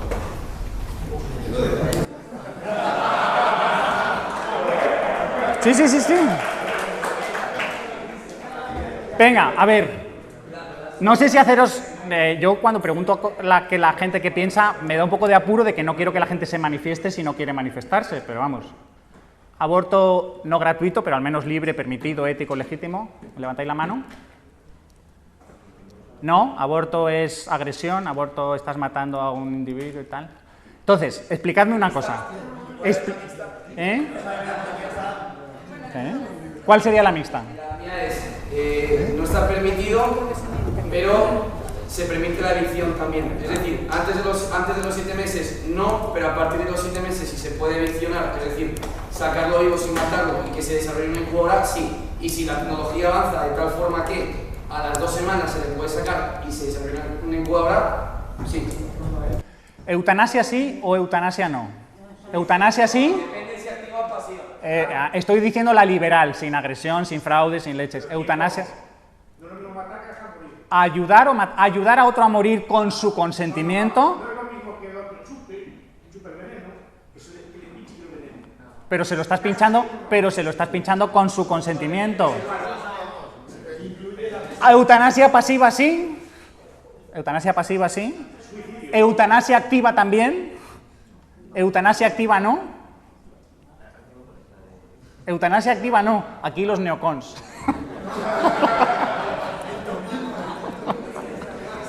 Vamos a ver. No, os provoco con el tema de la eutanasia porque el tema de la eutanasia en comparación es fácil. Porque en el tema de la eutanasia hay adultos con conocimiento, o al menos estamos asumiendo que tienen pleno conocimiento, aunque puede haber fases en las que no, mientras que el tema del aborto es mucho más complicado. Entonces, el reto es, si todos sois liberales, todos defendéis el derecho de propiedad, todos sois racionales y todos os estáis usando la misma lógica, que se supone que la lógica, dice Mises, que es universal, que no estamos en la lógica de clases, ¿cómo coño llegáis a conclusiones diametralmente opuestas? Entonces vosotros decís, están equivocados, estáis equivocados. Usáis definiciones tramposas. No, vosotros definís las cosas mal. Jorge. Porque, a ver, las valoraciones, las valoraciones son subjetivas. Pero, un momento, aquí no se trata de valorar, no se trata de decir el aborto no me gusta. Se trata de decir, conforme a la ética y la libertad, el aborto es compatible y es lo que debe ser, o al revés, no. Las valoraciones son subjetivas y luego el derecho, vale, que sí que es cierto que hay unas bases, pero tampoco es algo que sea, o sea, desde el punto de vista hayekiano es evolutivo. Con lo cual sí que da margen a... Pero entonces, ¿tú has llegado a esa conclusión mediante una argumentación racional o no? ¿O simplemente has apostado porque sí o has apostado que no, pero no sabes por qué? Yo llego a esa conclusión porque para mí, de forma personal, no creo que sea bueno que mataran, o sea, no creo que sea bueno el aborto, pero tampoco lo impediría por la fuerza. Vale, es decir, yo lo veo como mi opinión, pero si otro quiere abortar, no puede. Bueno, pero no te no te estoy preguntando tu opinión, aunque me puede parecer interesante, ni te estoy preguntando si eso tú usarías la fuerza o no, sino si consideras o de forma abstracta, impersonal, que el uso de la fuerza es legítimo o que no lo es. Y si has llegado a esa conclusión mediante un razonamiento de un axioma, unos teoremas, o ese es el axioma de forma que este es mi axioma, punto, y no tengo ninguna argumentación. No, la segunda, o sea, yo creo que está mal, pero no entro en... Bien, según un argumento de Roga, el feto es alguien no invitado, eso no es exactamente cierto. Salvo que fuera una violación, entró con cierto consentimiento de una de las partes, por lo menos. En una agresión hay agresión. Jorge me invita a su casa, voy a comer, y su padre le cae muy mal, soy un rodarciano y me echa. Él me puede echar de la casa, pero no me puede matar. Eso me explico. Y la violación, pues algo que sea edición, o sea, cogerlo con una pinza y echarlo fuera. Si usa la fuerza contra él está mal, porque él fue en parte invitado. Jorge a lo mejor no se propietario de la casa, pero Jorge me invitó, no estoy violando la propiedad de nadie. Su padre no me queda aquí, me echa, pero no puede echar, no se puede matar, me da un tipo, son matos distintos, es un enemigo. Vale. A lo que hay una violación, entonces se entiende que la parte por lo menos accedió a que entrar aquí. En este, de nuevo, este es un tema interesantísimo, para luego nos sentamos si queréis y lo seguimos, pero mi objetivo aquí no es ir discutiendo todos los argumentos, aunque sería muy divertido decir esto está mal, o este es arbitrario, o este depende de otra cosa, sino aquí os quiero provocar con otra cosa. Casi todos los liberales austríacos tratamos de razonar cosas y tratamos de encontrar respuestas. Es decir, y la respuesta está, y el argumento FETEN es este. Yo os quiero provocar diciendo, si habéis estudiado matemáticas o si recordáis las matemáticas de hace mucho, no todos los problemas tienen respuesta. No todas las ecuaciones tienen solución, al menos en el ámbito de los números reales. Si te vas a los complejos, pues entonces lo estás como extendiendo. Entonces, os invito a ambas partes a que penséis que no es que tú tengas razón y el otro equivocado, sino que cada uno está usando los conceptos de una determinada manera, aplicando los principios, deformándolos un poquito, dándoles... Y el otro, pero ninguno está haciendo trampas, pero no os vais a poner de acuerdo porque este es de los problemas que no tienen solución. Y entonces os pido esto a título personal, que como este es de los problemas que no tienen solución, no hagáis una bandera de esto y el liberalismo. Porque si la gente dice, no, el liberal tiene que ser pro-abortista, yo le voy a decir, perdone, pero no. Si la gente dice, el liberal tiene que ser antiabortista, yo le voy a decir, perdone, pero tampoco. Es decir, ese para mí es de los ámbitos que es súper delicado, súper complejo. Entonces, ¿para qué os metéis? Y Rubén, bueno, como un poco representante del PELIP, es de esas cosas, dices, ¿para qué os vais si os mojáis? ¿Para qué vais si os mojáis en el único tema o en el tema... El punto segundo lo tenían puesto, han sacado 83, 85 puntos el otro día, lo vi en el Facebook, el de la eutanasia el segundo. Ah, es que el de la eutanasia es ese. El de la aborto. ¿Qué? La confusión austríaca, que además creo que ha caído Bastos en eso, lo ilustra en los delitos de omisión, por ejemplo, en el derecho. Muchos austríacos dicen que un delito de omisión, por ejemplo, si alguien se está quemando, pero tú no lo has quemado físicamente, pero no lo socorres, no es un delito porque no está actuado. ¿Eso te parece mal? A mí eso me parece muy consistente. Tú puedes decidir que en los delitos de omisión son o invenciones del Código Penal o incumplimientos de contrato. No, primero estoy en tu línea de decir que no hay una solución clara. Y luego creo que en la respuesta austríaca hay una solución demasiado mecanicista, ¿no? Es decir, si tú actúas para matar a alguien, está mal, pero si no actúas y por pasividad no socorres a alguien, pues no es condenable porque te has quedado quieto. Pero ahí yo veo una... Dice, no, si tú tienes muy fácil socorrer a alguien porque solo tienes que echar un cubo de agua que tienes aquí al lado para que no se queme, pues... Sí, pero eso es una pequeña pendiente resbaladiza. Penalizar omisiones por defecto desde un punto de vista de ética universal es peligrosísimo, porque ya estás penalizando... Yo, en este momento, se están muriendo en África cantidad de gente y yo fácilmente les podría enviar dinero y no se lo estoy enviando. Pero Paco, estás cayendo en lo mismo que has dicho tú hace un poco. Que hay una arbitrariedad. El derecho está perfectamente tasado. Pero eso es una cosa es el derecho positivo y otra cosa es la argumentación moral, la argumentación ética. La argumentación moral lo que trata es de criticar o fundamentar el derecho positivo. Es que el derecho positivo surge de un argumento. No siempre, o a veces de un argumento erróneo. En este caso viene de una filosofía de un ¿Cuál es el argumento detrás del delito por omisión?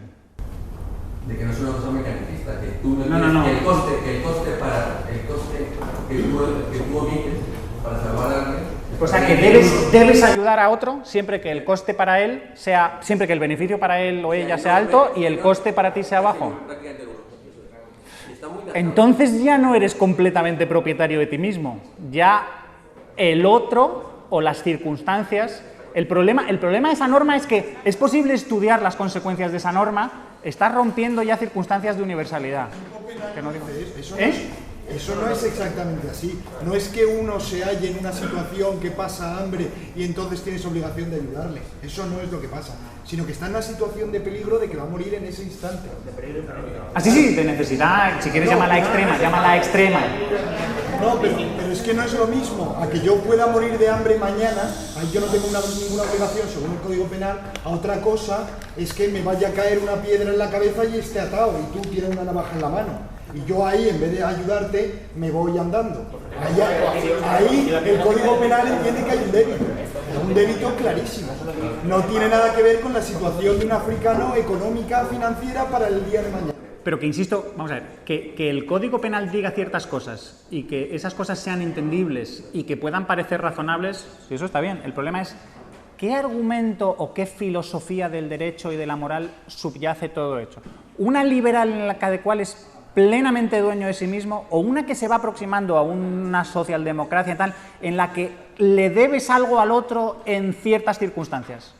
Eso no es socialismo. Una cosa mucho más sencilla. Eso está en Sócrates sin ser socialista. No es socialismo si con socialismo entiendes la propiedad de los medios de producción. Tiende a, yo te estoy diciendo que tiende a... Rayo, ¿qué quieres? ¿Es de procedimiento? Ese tipo de norma no sería universal, puede ser perfectamente universal. Si se da una circunstancia objetiva, nosotros tenemos universalmente esa carga. Sí, pero entonces ya no es universal respecto a las circunstancias. Vas a morir en 2 segundos. Si defines universal de forma, digamos, completa, no puedes meter ninguna circunstancia particular, como la circunstancia de necesidad, porque ya estás metiendo una particularidad, la necesidad. Yo no digo que no se pueda hacer, yo digo que ya estás rompiendo ligeramente. Pero los derechos que dirían son simétricos En cierto modo no son simétricos porque ya estás definiendo a un tío que está en necesidad, en situación de necesidad, y a otro que debe ayudarle. Podrías decir... Podrías aplicar esos principios, es decir, como no sabemos quién va a estar, entonces es aleatorio y podemos empezar a matizar la universalidad así. Yo solo digo que eso es peligrosillo. Sí, bueno, pero también la propiedad intelectual. Pero vamos a ver, es que, a este respecto, y está tratando de entender que lo del delito por omisión es una construcción positivista del derecho penal de hace 4 días. Las fuentes del derecho son la ley, la costumbre y los principios generales del derecho. Y la costumbre, para acreditarla hay que poder demostrarla. Yo reto a quien sea que me demuestre que en costumbre ha habido en la historia un solo sistema penal en el que se permitiera la omisión. La omisión siempre fue penada. La omisión del socorro es mala. No hace falta que lo diga una ley para tú saber que si aquí hay un tío ardiendo y yo tengo un cubo de agua y no me supone ningún peligro, porque si me supone un peligro, yo no estoy obligado a hacerlo. Yo si vamos aquí a la playa ahora, llevan de la Roja y se han metido unos y se han puesto a bañarse, yo no tengo por qué entrar a salvarlos. No tengo porque me pongo en riesgo mi vida. Pero vamos, no había ningún sistema jurídico nunca en la historia en el que la omisión se permita, vamos. O sea, vamos a ver, hay un problema. De nuevo, si tratas de decir que los principios del derecho, di otra vez cuáles son. La ley, la costumbre y los principios generales del derecho. Dices, el problema es que los principios del derecho es la ley yo entiendo que es lo mismo que el derecho. Luego, los principios fundamentales del derecho, el problema es...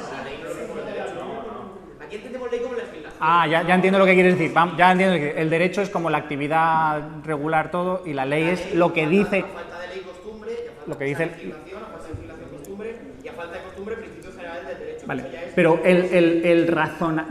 el razonamiento ético-moral no hace eso. El razonamiento ético-moral no se limita a decir, pues esto es costumbre, luego como es costumbre... Es que decir que es costumbre es decir, es costumbre y es costumbre, luego es costumbre. Aquí lo tenemos prohibido, ¿por qué? Porque es costumbre. Pero ¿no crees que subyace una lógica? ¿No crees que subyace una razón lógica porque la que todas las sociedades creen que hay un débito en eso? Una cosa es que ese acto tenga una funcionalidad. Es que esa norma tenga un cierto sentido, que reconozco que la tiene.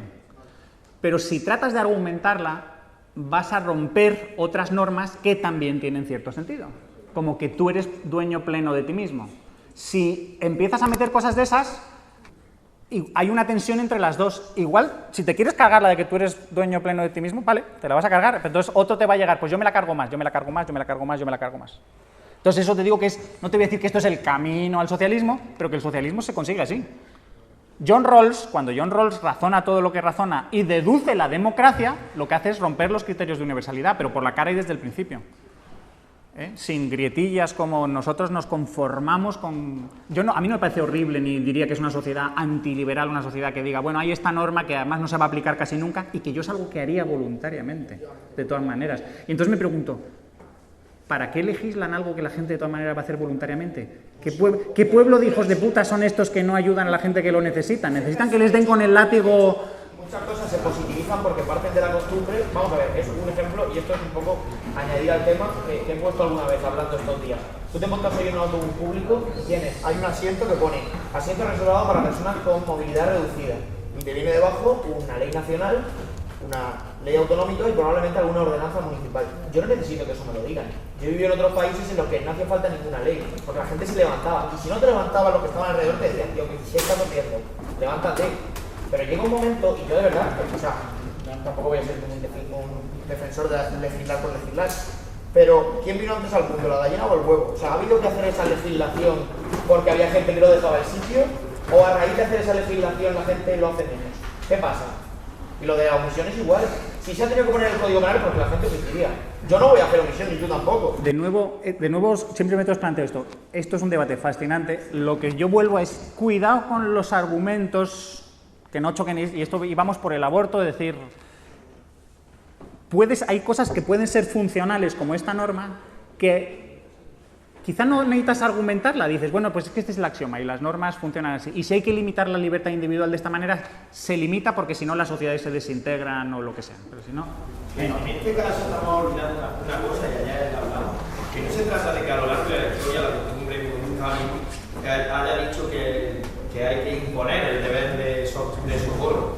Se trata de que si nosotros positivizamos el delito por omisión, lo que estamos haciendo es guiar la conducta de un individuo. Es decir, el individuo tiene una escala de preferencia en su mente. Y una de ellas es la pertenencia al grupo social en el que se encuentra. Es decir, él sabe que si no socorre y ha podido socorrer, se supone a que el resto de la sociedad le impide. Pero no por ello se le puede obligar a que lo haga. Es decir, nos puede parecer que se... Bueno, espera, la sociedad sí le podría... La sociedad sí le podría obligar a ello si el pacto de pertenencia a esa sociedad incluye esa norma. Es decir, ¿quiere usted ser español? Te ofrecen. ¿Quiere usted ser español y formar parte de este colectivo de ayuda mutua y defensa mutua que llamamos Estado español minarquista, si nos lo ofrecen? Y aquí estas son las normas. Y ves y lees. Y si no ayuda a usted tal, se le penalizará y tal. Ahí... Estás aplicando un principio liberal más amplio que es no solo existe la propiedad, sino que existen los contratos. Y tú te estás metiendo en un contrato y luego tienes que cumplirlo. Pero Paco, eso sería una cláusula dentro de un contrato. Claro. Estamos hablando de tipificar un delito por omisión. En este caso, si la persona no quiere ayudar, el resto de la sociedad puede decir, oye, me parece... No, pero que tipificar es cuando... Las cláusulas de un contrato definen prohibiciones y obligaciones, es decir, definen cosas que son delito de incumplimiento de esas cosas que se han acordado. Pero en un caso me están obligando, en el otro me obligo yo. Ah, claro. Exacto, con el contrato tú te obligas... Bueno, vamos a ver, con el contrato tú aceptas que los demás tienen derecho a obligarte, restringes tu voluntad ex ante... Pero del otro modo simplemente me están guiando desde fuera mi conducta. Supongamos un ejemplo muy claro. Estamos en la piscina, ¿no? Y yo estoy bronceándome porque llevo todo el año sin descansar. Y en ese momento estoy tan tranquilo y empieza a ahogarse alguien. Podríamos decir que de cada 100 personas, 99 van a decir que soy un tal cual por no salvarlo. Pero nadie puede obligarme a que yo me levante de la tumbona y le salve. ¿Por qué? Porque aparte, si entramos incluso en el derecho penal, sería una prueba diabólica, es decir, la carga de la prueba se invierte. Tengo que ser yo el que tiene que demostrar que no le he ayudado por X razón. Cuando simplemente es que yo soy dueño de mi cuerpo, soy dueño de mi acto, pero es que no me he obligado a tener responsabilidad sobre lo que ocurre en la piscina, puedo estar tranquilamente escuchando música y no se parte. No. Tú estás de nuevo, tú estás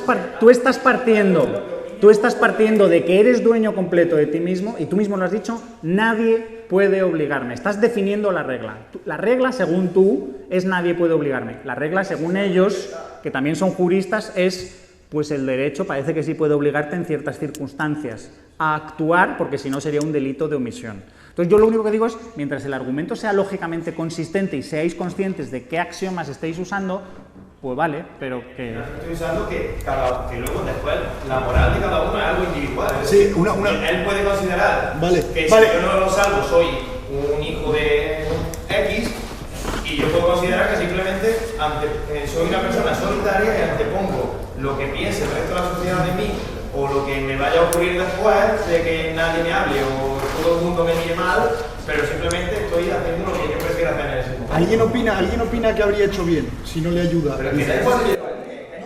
Pero la ley debe obligar a hacer el bien. Sí, claro. No, escúchame. Hay ciertos bienes que son los que impone la ley, son criterios morales, hay ciertos bienes que se imponen porque son básicos para la convivencia. Dañan gravemente la convivencia si no se cumplen. No vive solo en el mundo. Y la diferencia entre una norma moral y una norma jurídica es la que se impone porque dañan gravemente la convivencia. Punto. Y entonces por eso yo no puedo obligar a alguien a un bien para sí mismo, porque no daña la convivencia. Necesito una alteridad que daña gravemente al otro, como haría una omisión. Una omisión, cuando se resolvería tan simplemente como darle la mano, no hacerlo, cualquier persona de esta sala ve que es un daño gravísimo. Pero claro, que no me pueden obligar. Que quiero decir que tú puedes pensar que el 99% de la sociedad va a pensar que esa persona que no ayuda es lo más malo, malísimo, que no debe vivir, que tiene que ir al infierno, lo que se quiera, pero si le obligas, estás intentando dirigir su conducta.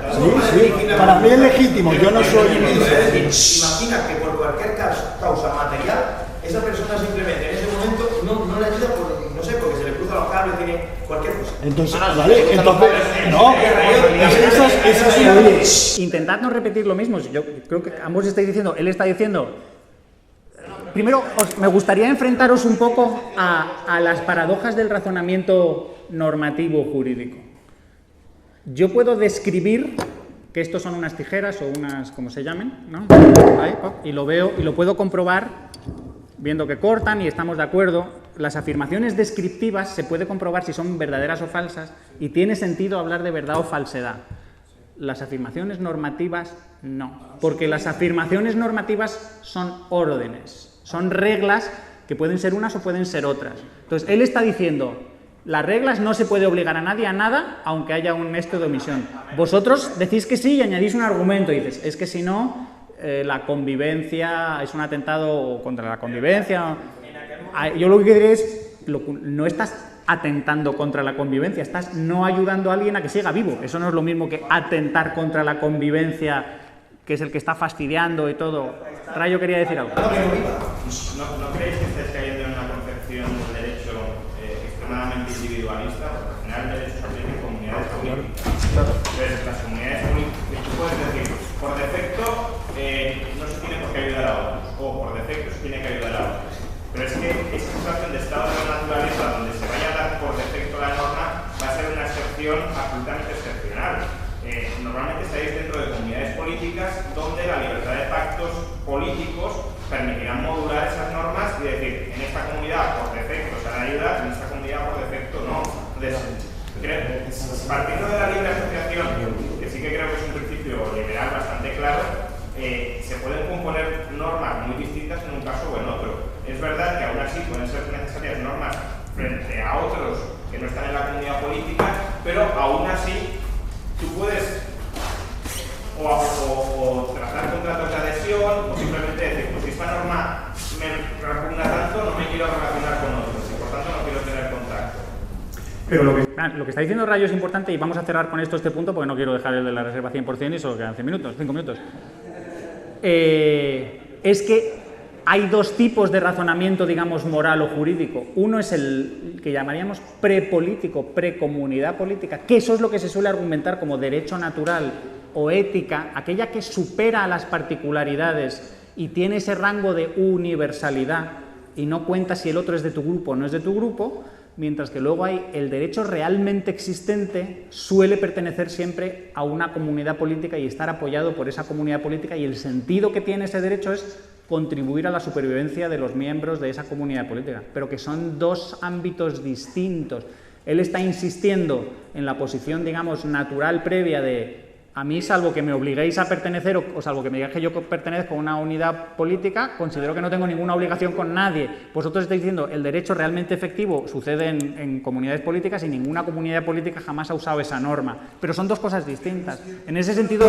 Tú solo has puesto un principio, el de supervivencia, ¿no es cierto? Las comunidades políticas buscan otros principios y pueden incluso infringir el de supervivencia. Y el hombre puede incluso actuar en contra de su supervivencia. No es el único fin del hombre, no es el único bien del hombre. Y tú puedes morir por la verdad o morir por tu mujer. Sí, yo vamos, cuando digo supervivencia, entiéndelo de una forma extendida, de que a veces es supervivencia no solo de los miembros, sino del propio colectivo o de otros miembros del colectivo, y quizás tú tienes obligación de asumir algún sacrificio en algunos casos. Oye, venga, pero me gustaría saltar de este tema si puede ser. Venga. Sí, lo que está planteando él tendría que aplicar también entonces a que si me compro todos los terrenos que hay alrededor tuyo y te dejo un espacio de 1 metro cuadrado, me dejo bajar comida y te dejo salir porque es propiedad mía, cuando salgas te mato porque es de propiedad, en ese momento puedo dejar cocinarme y me enseña él. No, es que eso se llama, que la servidumbre de paso no existiendo. Eso es lo que vas a defender. Lo que estoy diciendo es que él diría, en ese caso yo no te estaría matando activamente, pero le estaría dejando morir de hambre porque no estaría matando. Si puedo daros otras recomendaciones de argumentación ética, no me uséis esos ejemplos totalmente exagerados y totalmente antiprácticos de que no van a existir nunca, como si compro todos los terrenos y te encierro, te condeno a morirte de hambre. Lo de paso profesional y la servidumbre de paso, ¿Qué? Eso que ha dicho Rubén no está descabellado. De modo bastante habitual se ven los despachos, yo te lo puedo decir, de gente que tiene un terreno y otros compran uno, por ejemplo, para hacer un campo de golf, una nueva organización, y el que se queda en medio se la ve y se la desea a veces para conseguir una servidumbre de paso, no es ninguna tontería. Pero que la servidumbre de paso, vamos a ver, que yo pase por tu propiedad claramente simplemente para ir a otro lado, ¿da derecho al propietario a matarme? Es decir, el invadir la propiedad ajena, no hay una cierta proporcionalidad. Este es otro de los temas que me fascinan de algunos austriacos que ya quieren matar al primero que ha cometido un delito.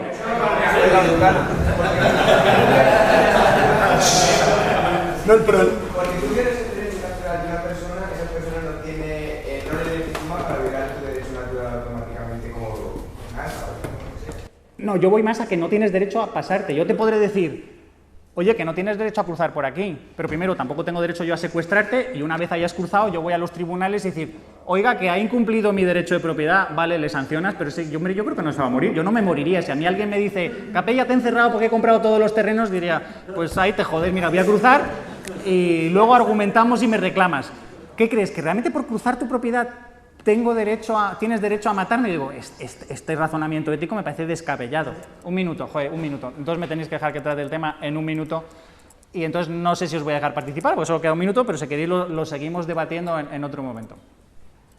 El error que yo creo que es más grave, más gordo, más llamativo y que a mí más vergüenza me da y más me preocupa, sobre todo por quienes lo cometen, que son Rothbard y Jesús Huerta de Soto, es el problema de la reserva 100%.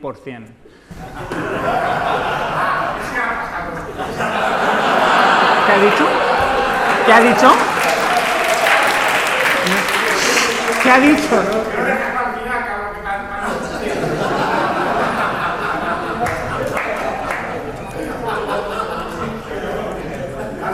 Como no nos da tiempo, yo solo os puedo decir, yo cometí ese error y metí la pata hasta el fondo. Creo que lo cometí reconociendo que no sabía, y lo decía siempre, mucho de teoría monetaria y bancaria, pero que esa explicación me convencía. En cuanto leí la contraria, vi todos los agujeros que tiene, que son todos. Ahora existen muchísimas más explicaciones. Yo he dado charlas aquí, las tenéis en vídeo, Rayo ha escrito muchísimo, yo tengo una recopilación de artículos. Toda la gente que yo considero brillante y que sé que es brillante, estamos en el mismo lado. Solo os pido, por favor,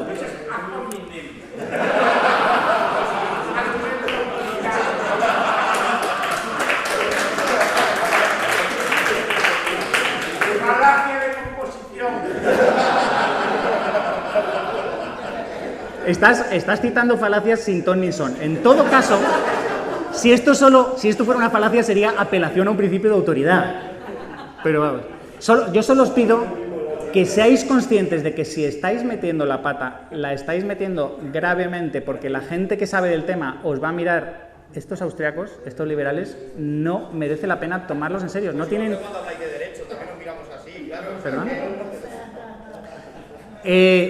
A menudo no entendéis que no hablamos de derecho. El razonamiento ético-moral no es el mismo que el razonamiento jurídico. Pero si yo, o sea, sé que, y lo que decía Antonio también, pero eso es una serie de condiciones ideales que sabemos que hoy día son 99% imposibles. O sea, lo que dice Antonio estaría muy bien si solamente hubiera derecho natural, pero cuando nos organizamos en sociedades, las sociedades se dan normas y tenemos que asumir que vivimos así.